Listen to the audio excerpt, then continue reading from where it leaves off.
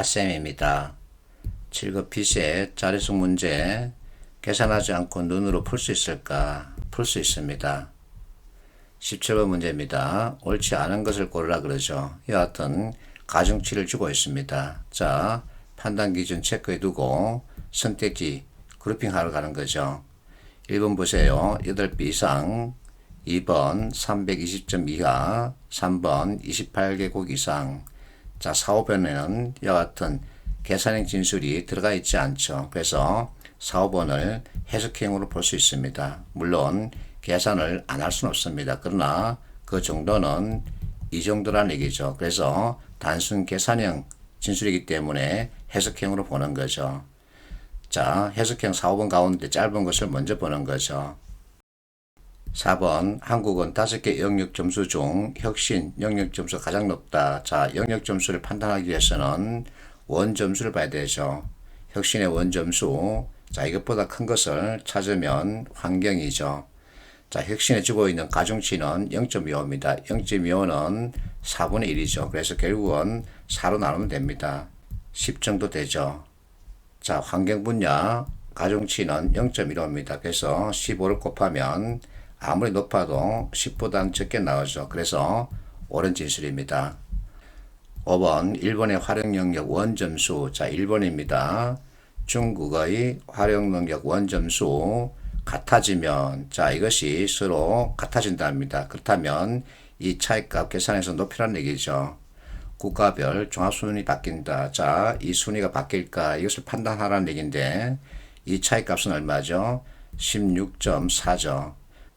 자, 여기에 활용 가중치 계산하면 결국은 4.1 정도 됩니다. 자, 이 차이값 계산하면 5.5 정도 되죠. 그래서 순위는 바뀌지 않는 거죠. 그래서 틀렸습니다. 이렇게 하면 5번을 답으로 정할 수 있겠죠. 자, 5번을 답으로 정해놓고 1번을 보겠습니다. 종합순위가 한국보다 낮은 국가 중에서 성과 영역 원점수가 한국의 8배 이상인 국가가 있다. 자, 성과 봅니다. 한국의 원점수는 6.7이죠. 6.7 곱하기 8 하면은 53.6이죠. 자, 성과 영역의 최대 점수는 미국입니다. 54.8이죠. 53.6은 54.8에 포함되죠. 그래서 전체적으로 일렬을 세웠을 때 54.8, 근데 한국은 10입니다. 여기에 6.7이죠. 그래서 54.8이라는 이 범위 안에 이 값이 포함되어 있기 때문에 한국보다 낮은 순위에 들어가 있는 국가들 가운데 이 값도 들어갈 수 있다는 거죠. 그래서 틀린 진술은 아닙니다. 자, 2번 보세요. 종합순위 30입니다.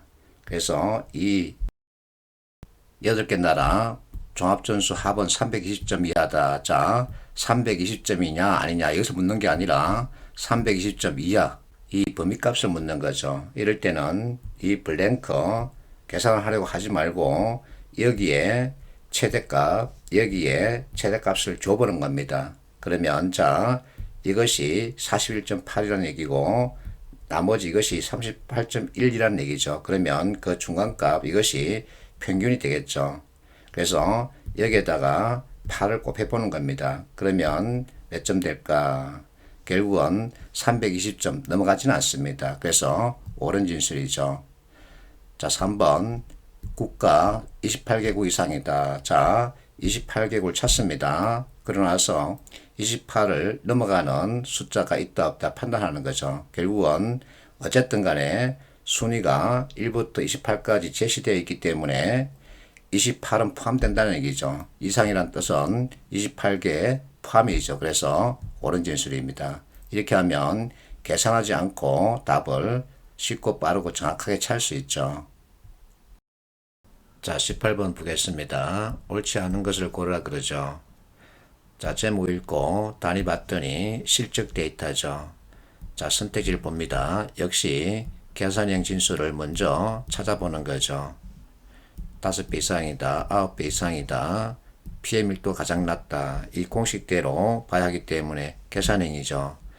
2번 보면 자, 1인당 피해 나머지 전체 지역 1인당 피해 그러면 아주 복잡한 구조를 가지고 있습니다. 그래서 전체 계산형 진수를 볼 수 있죠. 그러면 역시 가장 짧은 진수를 먼저 보는 겁니다. 자, P의 밀도를 묻고 있습니다. 이 공식에 따라서 판단해야 된다는 얘기죠. 자, A와 B 지역의 밀도를 비교하라는 거죠. 계산이 아닙니다. 비교죠. 그러면 자, 이것이 만약에 28배 차이가 난다면 이것은 2.8배 차이가 나겠죠. 왜냐하면 A 지역 분모값, B 지역 분모값이 서로 10배 차이가 나기 때문에. 그래서 A 지역은 28배 차이가 난다면 B 지역은 그 10분의 1. 그래서 맞습니다. 1번을 보겠습니다. 자, G지역의 피해액을 묻고 있습니다. G지역 피해액 블랭크죠. 이 값은 이것과 이것의 곱이죠. 그래서 36에다 16을 곱해주면 거의 60이 안 되게 나오죠. 자, 여기 60을 넣습니다. 그러면 이제 35%, 이 값의 35%가 여기 해당되는지 보는 거죠. 그래서 187, 35 계산하면 얼마쯤 될까요? 60보다 크게 나오죠. 그래서 맞습니다. 자, 다음 진술은 5번이죠. 주요 7개 지역 중 P의 밀도가 가장 낮은 지역은 D지역이다. 자, 앞에서 B를 2.8로 잡았죠. 여기 하면 3.5 정도 되죠. 여기 얼마 됩니까? 이렇게 계산하면 가장 낮은 지역은 D가 아니라 B임을 알 수 있습니다. 그래서 답은 5번이죠. 자, 이렇게 체크하고 이제 나머지 보겠습니다. 자, 3번 보면 D지역과 F지역을 합친 지역의 1인당 피해액입니다. 전국 1인당 피해액의 5배 이상이다. 자, DF라 그러죠. 이 피해액 크기 합치는 거죠. 그러면 37 정도 되죠. 이것을 2로 나누면 18.5 정도 나오죠. 자, 이 값과 이 값의 배수 관계를 보는 거죠. 그러면 5배 이상이죠. 그래서 맞습니다. 자, 2번 보세요. 1인당 피해액 나머지 이 표현에 대해서 여러분들이 조금 긴장할 필요가 있죠. 뭐냐면은 자, G값을 찾았는데 A부터 G값의 합계가 결국 이것이다가 아니라 차이가 있다는 얘기입니다. 자, 그런데 이것을 다 계산해야 되느냐? 그렇지 않습니다. 자, 1인당 피해액 합계 평균을 내고 이것과 비교하는 거죠. 그러면 자, 7개 지역의 평균값은 거의 이것과 비슷할 겁니다. 많은 차이가 나죠. 그래서 옳은 진술이죠. 자, 여기서 여러분들이 주의할 계산 방식은 1인당이라는 이 표현이죠. 공식으로 표현하면 n분의 전체 합이죠. 그래서 이게 평균을 뜻하죠. 이 같은 표현 가지고 어떤 개념으로 봐야 한다. 이것이 빨라야 합니다. 그래서 개념적 사고가 필요한 거죠.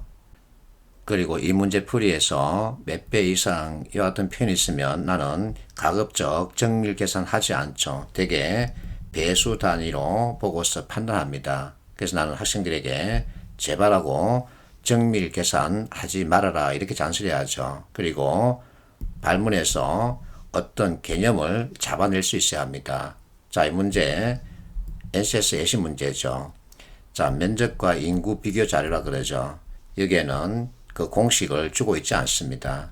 자, 앞에서는 이 공식을 주고 있죠. 그러나 여기에는 공식을 주고 있지 않습니다. 그러면 이 진술 가지고 무엇을 묻고 있는지 빨리 판단해야 합니다. 이것을 개념적 사고라 그러죠. 결국은 이것은 인구 밀도를 묻고 있습니다. 인구 밀도는 면적분의 인구죠. 그래서 이렇게 봐야 합니다. 그러면 자, 위치를 바꿔놓고 머릿속에서 배수를 잡는 거죠. 이것은 2배죠. 이렇게 잡으면 1배, 이렇게 잡으면 1배가 안 되죠. 그래서 1 미만, 이렇게 잡으면 몇 배, 몇 배, 이렇게 잡으면 계산하지 않고 답을 바로 정할 수 있죠. 이 훈련이 필요합니다. 여러분들이 많이 하고 있는 분수 크기 계산, 그거 안 해도 됩니다.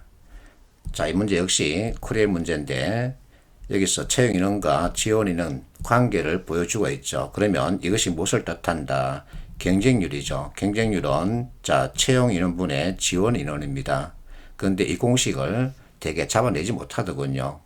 자, 어쨌든 이 공식으로 이 관계를 보는 거죠. 그러면 몇 배? 자, 3과 15죠. 그래서 50배, 5와 20 두고 그러면 40배, 15와 75 관계이기 때문에 몇 배죠? 50배죠. 여기 4와 10이기 때문에 25, 여기 3과 9, 그래서 30배죠. 그러면 경쟁률이 두 번째로 낮았던 해는 11년이죠. 이렇게 접근하면 정말 계산하지 않고 답을 쉽고 빠르고 정확하게 찾을 수 있습니다. 그래서 자꾸만 배수 단위로 보라 그러죠.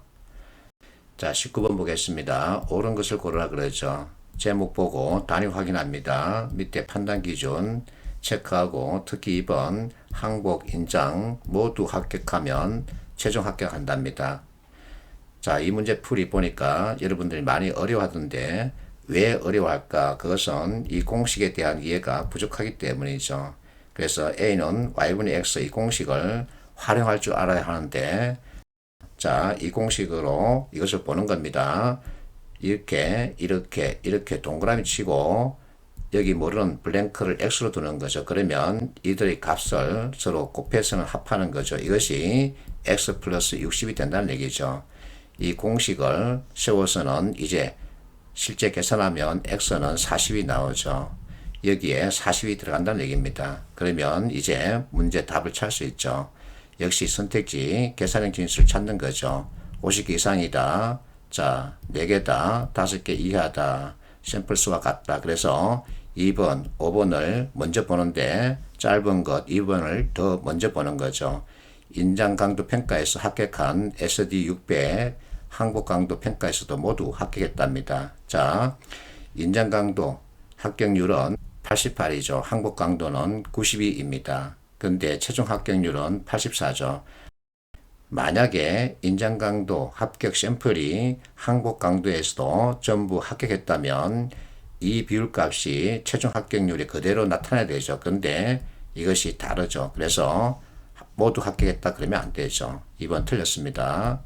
그 다음에 5번을 보는 거죠. 항복 강도 평가에서 불합격한 SD600 샘플 수, 최종 불합격한 SD500 샘플 수와 같다. 자, 여기 25 곱하기 92 하면 몇 개 나오죠? 23개죠. 그러면 2개가 빠지죠. 자, 여기 40개가 들어가기 때문에 자, 95%는 합격이고 나머지 5%가 불합격이죠. 그러면 둘이죠. 그래서 2개 맞습니다. 답은 5번이겠네요. 자, 답을 5번으로 체크하고 나머지를 보겠습니다. 자, SD500 샘플 수는 40개로 나왔죠. 그래서 틀렸습니다. 자, 3번 항복 강도 평가에서 불합격한 SD500 샘플 수 방금 했죠. 불합격한 거 2개죠. 최종 불합격한 전체 샘플 수는 5개 이하이다. 자, 여기서 2개가 있었고 여기 25개에서 84%니까 계산하면 21개죠. 그래서 빼면은 더하면 5개 플러스 1은 6이죠. 이렇게 쉽게 간단하게 접근할 수 있습니다.